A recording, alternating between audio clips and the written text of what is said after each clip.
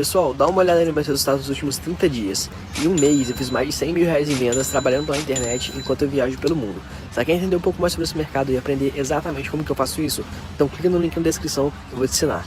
Quer aprender como que eu faço para viajar pelo mundo e ganhar mais de 100 mil reais por mês precisando apenas de um computador ou celular e de uma conexão com a internet?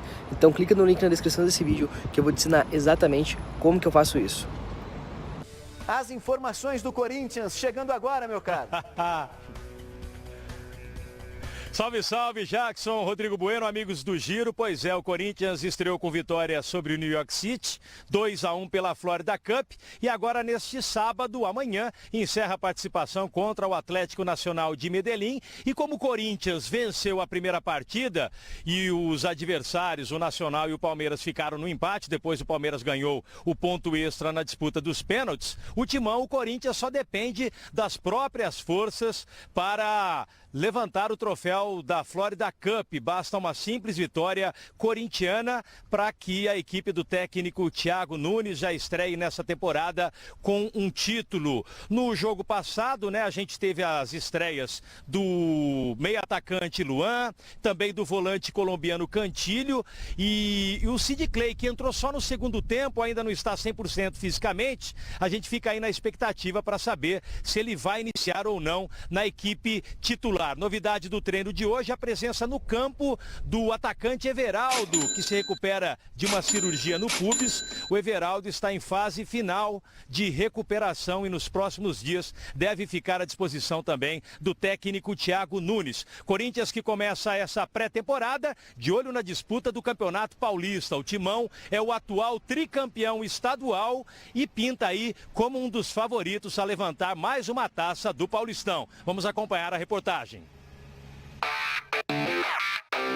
Falar do Paulistão nos últimos anos é falar de Corinthians, atual tricampeão e que chega como um dos favoritos na edição de 2020. E se Fábio Carille esteve à frente da equipe nas últimas 3 conquistas, nesta temporada a missão cabe a outro treinador, Thiago Nunes, contratado ainda em 2019 e que vem remontando o elenco corintiano.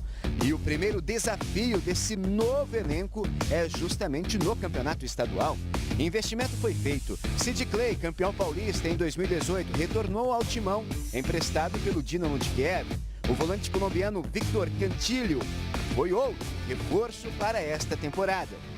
Enquanto o atacante Luan, ex-Grêmio, foi a cereja do bolo e já mostrou a que veio. Logo na estreia no torneio amistoso da Florida Cup, o novo jogador do timão marcou 2 vezes e garantiu a vitória sobre o New York City. Thiago Nunes ainda solicitou os retornos de Camacho e Pedro Henrique, que trabalharam com o treinador no Atlético Paranaense. É o Corinthians se preparando para mais um Paulistão.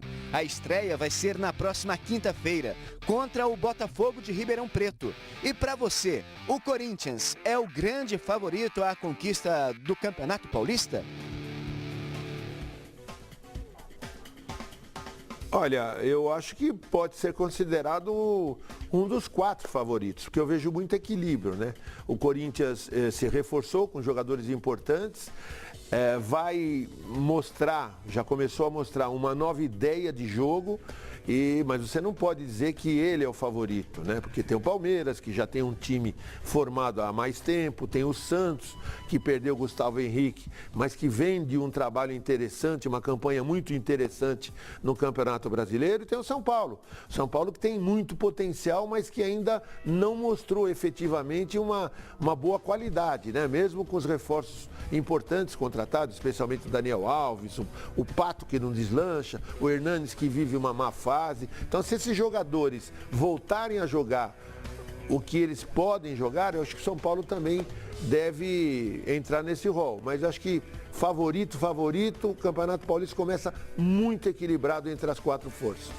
Na tela do Giro Fox, números de um cara que, segundo informações de bastidores, estaria no radar do Corinthians. Savoia já adiantou. O Corinthians nunca negociou oficialmente com o Rony.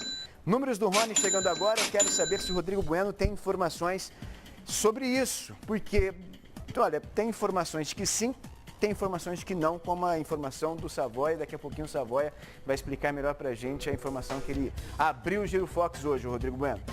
Bom, a informação é que o Corinthians tinha interesse sim, foi no Michael, não conseguiu, não teve êxito e o plano B seria o Rony.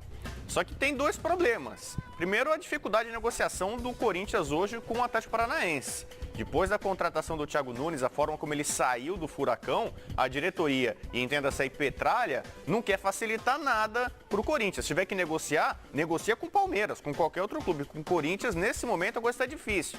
E aí tem a questão de dinheiro. O Palmeiras ainda tem mais dinheiro com as próprias pernas do que o Corinthians, que precisa de investidor. Era assim que ia fazer o pagamento para o Michael. Então o Corinthians está naquela. Ele quer o Michael. Aí entra o Flamengo na parada, não dá para concorrer? Ah, não tenho mais interesse, não quero. Ah, o Rony é legal. Aí entra o Palmeiras, entra a dificuldade, não quero. Então parece aquela história da raposa e das uvas, né? Você gosta das uvas, mas na hora que não pode, você desdenha também. Não queria, nem queria tanto. Então é o que está aparecendo no caso do Corinthians. Ô, Savoy, explica para quem está em casa, porque deu tela azul no corintiano. O corintiano está ouvindo há dias que existe sim o interesse e negociação por esse jogador, o Rony. E você abriu o Giro Fox falando que nunca teve negociação com o Rony. Quem nos acompanha aqui na semana passada, eu disse isso já, porque quem manda no Corinthians é o Andrés. Né? Se o Andrés não der ok, ninguém vai negociar. O Thiago Nunes, de fato, sugeriu 17 jogadores e uma das opções era o Rony.